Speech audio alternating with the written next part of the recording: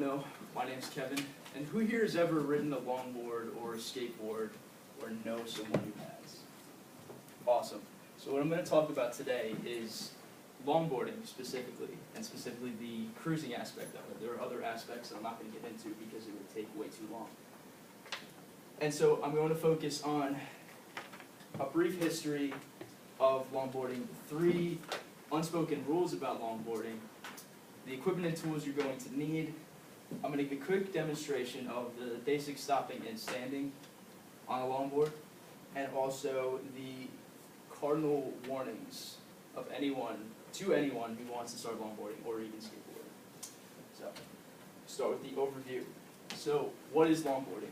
Longboarding is a combination of surfing and skateboarding, and it allows the rider to basically surf across the pavement. Whether it's used from getting to point A to point B, or even just going really, really fast down hills, it remains an extremely reliable means of transportation. So where and when did it start? In about the 1950s, skateboarding had started to gain popularity in Hawaii and later in California. And what the surfers did, they saw these skateboards and they saw that it mimicked the movement of the waves. And so when the surf was low, they had another means of transportation to keep riding.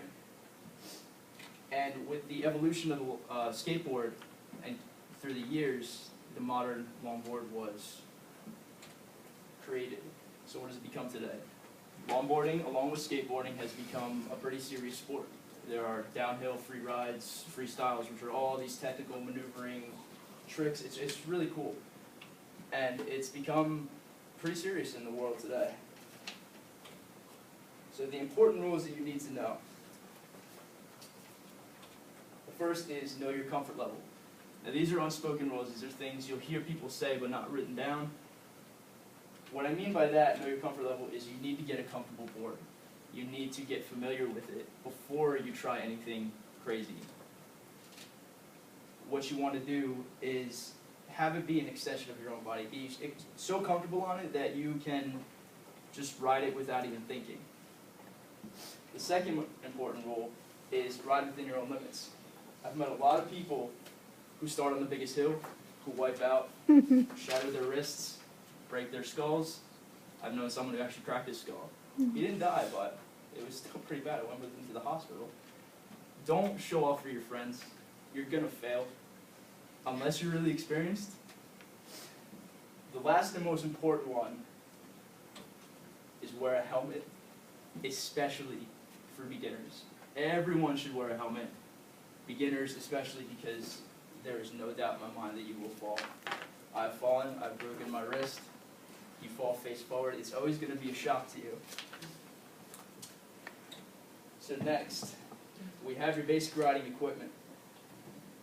So, for cruising, you need 2 things, a reliable board and a helmet. The helmets are low profile, so they're pretty easy, they're less goofy looking. And so the first thing is the deck of the board. To find a reliable board, there's 3 main deck types for cruising.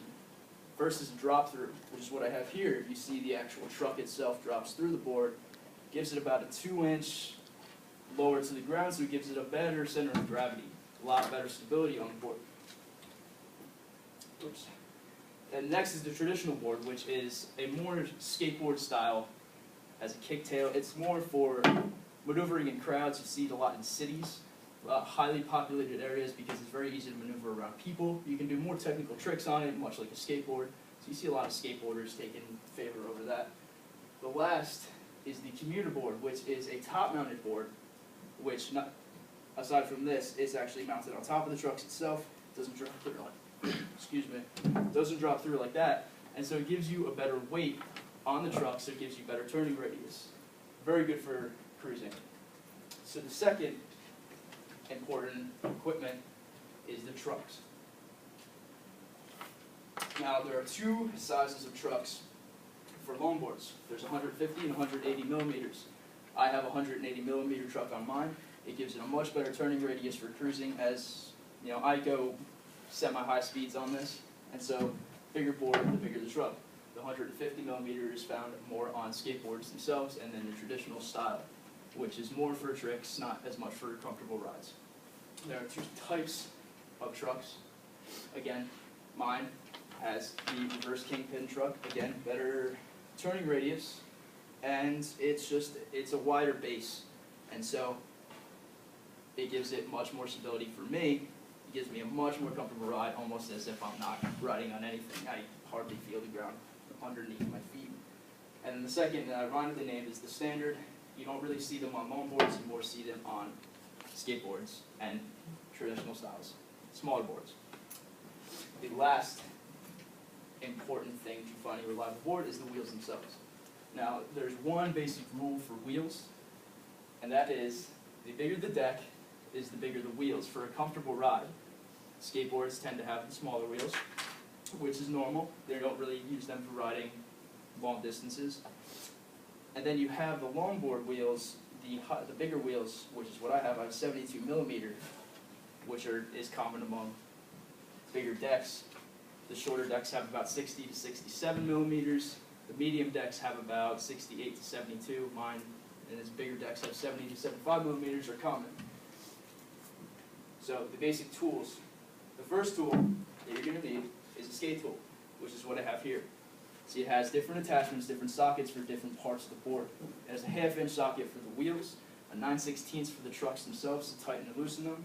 You have a 3/8 socket on the bottom, which is for other hardware if you need to take it apart. You have a Phillips head and a Allen wrench attachment on top here. It's a multi-tool for all of the hardware.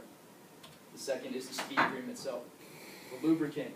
This is a special recommended lubricant, and it trumps WD-40. You actually don't want to use WD-40 on your wheels or your trucks because it actually attracts more dirt and will actually lock up your bearings and cause you to fall even more, and it will cause the performance of the board itself to diminish. Okay, next, I'm going to demonstrate the basic standing and stopping that you need to know on a longboard if you're ever going to do it. So there's two stances. The first stance is the regular stance, which is your left foot forward and then you push off with your right. That's awkward for me as I don't ride that way.